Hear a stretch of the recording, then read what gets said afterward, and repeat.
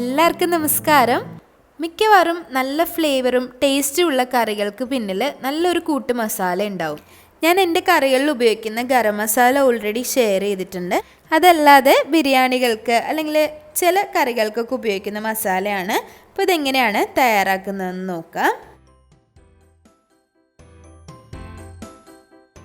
ഈ ഒരു മസാല തയ്യാറാക്കാൻ വേണ്ടി ആദ്യം ഒരു പാൻ ചൂടാക്കുക. അതിലേക്ക് 20 ഏലക്കായ, 20 ഗ്രാമ്പു, 20 ഗ്രാം പട്ട അല്ലെങ്കിൽ ഒരു 4 കഷ്ണം പട്ട ചേർക്കാം.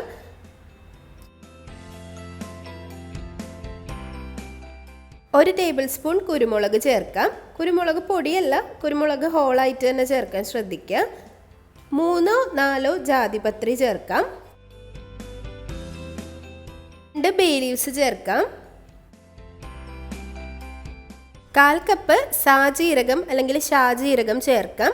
ഇത് സാധാരണ ബിരിയാണി മസാലകളിലൊക്കെയാണ് നമ്മൾ ചേർക്കാറുള്ളത്. അപ്പോൾ ഈ ഒരു മസാലയിലേക്ക് 50 ഗ്രാം അല്ലെങ്കിൽ 1/4 കപ്പ് ചേർത്ത് കൊടുക്കാം. 3/4 കപ്പ് പെരിഞ്ജീരകം ചേർക്കാം അല്ലെങ്കിൽ വലിയ ജീരകം ചേർക്കാം.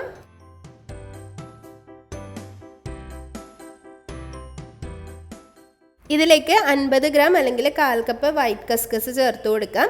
ഇതും സാധാരണ ഗരം മസാലയുടെ കൂടെ കാണാറുള്ളതാണ്. ഇതുകൂടി ചേർത്തിട്ട് നല്ലതുപോലെ ഒന്ന് മിക്സാക്കി കൊടുക്കുക. തീ എപ്പോഴും ഒരു ലോ ടു മീഡിയം ഫ്ലെയിമിൽ വെക്കുക. ഒരുപാട് തീ കൂട്ടിയിട്ട് ഇത് വറുത്തെടുക്കാൻ പാടില്ല. ചെറിയ തീയിൽ മാത്രം ഇത് വറുത്തെടുക്കുക.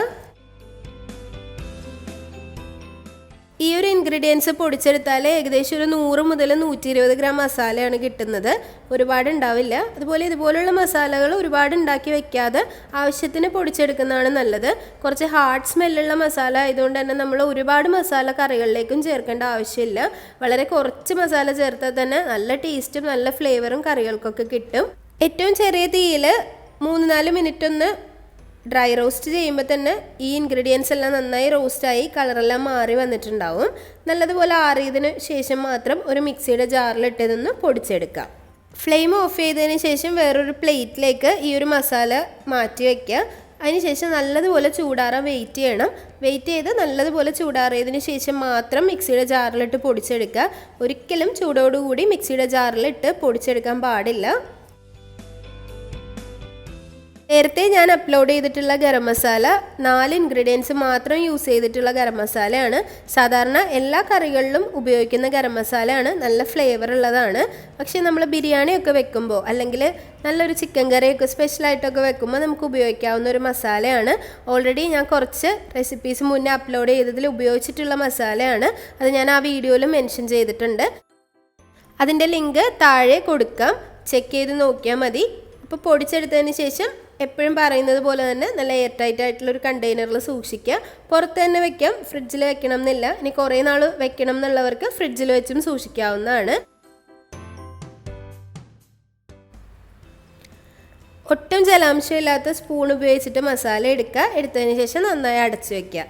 അല്ലാന്നുണ്ടെങ്കിൽ പെട്ടെന്ന് തന്നെ കേടായി പോകാൻ ചാൻസ് ഉണ്ട്. അപ്പോൾ വീഡിയോ എല്ലാവർക്കും ഇഷ്ടമായി എന്ന് വിചാരിക്കുന്നു. എല്ലാവരും ട്രൈ ചെയ്ത് നോക്കണം. ഈ ഒരു മസാലയ്ക്ക് നല്ല ഫ്ലേവറാണ്. അതുകൊണ്ട് തന്നെ കുറച്ച് മാത്രം ഉപയോഗിച്ചാൽ മതിയാവും. നല്ല ടേസ്റ്റും ആയിരിക്കും, നല്ല മണവും ഉണ്ടാവും. അപ്പോൾ എല്ലാവരും ട്രൈ ചെയ്ത് നോക്കിയിട്ട് അഭിപ്രായങ്ങളൊക്കെ അറിയിക്കുക. വീഡിയോസൊക്കെ ഇഷ്ടമാവുന്നുണ്ടെങ്കിൽ ലൈക്ക് ചെയ്യുക, ഷെയർ ചെയ്യുക, സബ്സ്ക്രൈബ് ചെയ്യുക. അതുപോലെ നിങ്ങളുടെ ഫ്രണ്ട്സിനും ഫാമിലിക്കും ഒക്കെ ഒന്ന് ഈ ഒരു വീഡിയോ ഷെയർ ചെയ്ത് കൊടുക്കുക. പിന്നെയും നല്ല നല്ല റെസിപ്പികളായിട്ട് വരുന്നതായിരിക്കും. അതുവരേക്കും താങ്ക്